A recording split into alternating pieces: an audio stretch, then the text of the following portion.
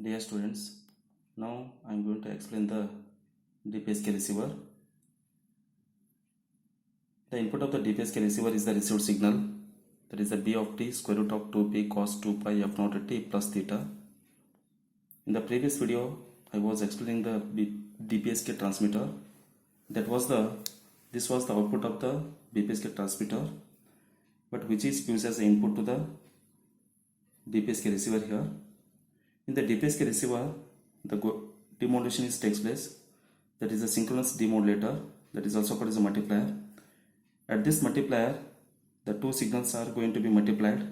One is the received signal, other one is the delayed 1-bit version of the received signal. The output of the multiplier is B of t minus tb into 2p cos 2 pi f naught t plus theta cos 2 pi f naught t minus tb plus theta.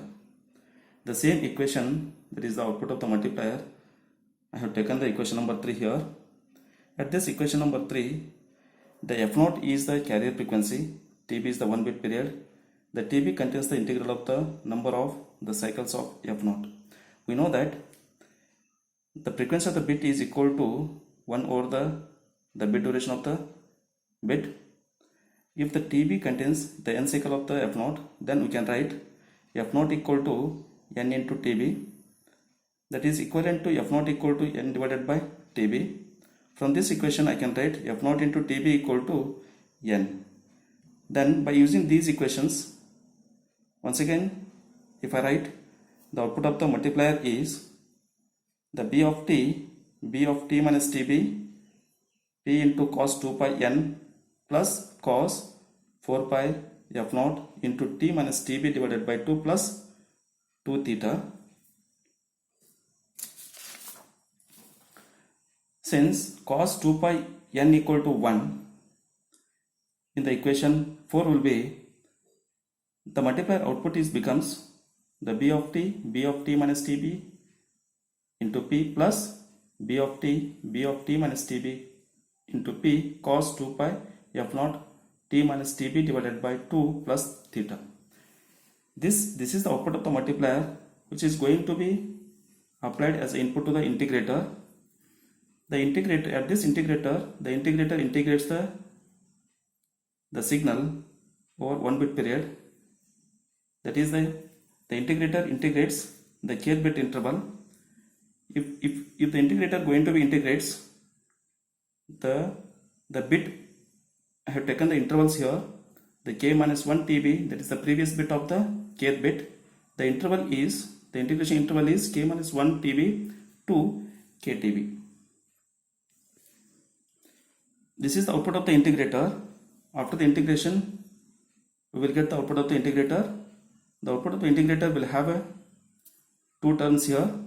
The second term that will indicate that is the carrier term. The integration of the second term will be 0 because it is the integration of the carrier over the 1-bit duration.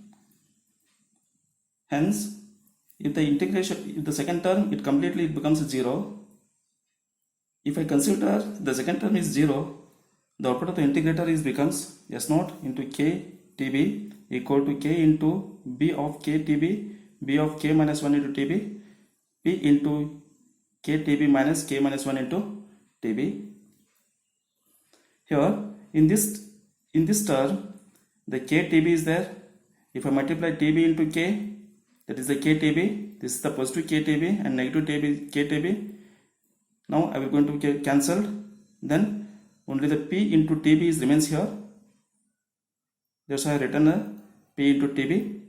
The output of the integrator becomes S0 of k into tb equal to b of k into tb, b of k minus 1 into tb into p into tb. This is the product term. Based on this product term, the decision device will take the decision. That is the output. The output of the decision device is the S0 of k into tb equal to the minus p into tb, then the d of t equal to 1. The output becomes a plus of p into tb, then the d of t equal to 0.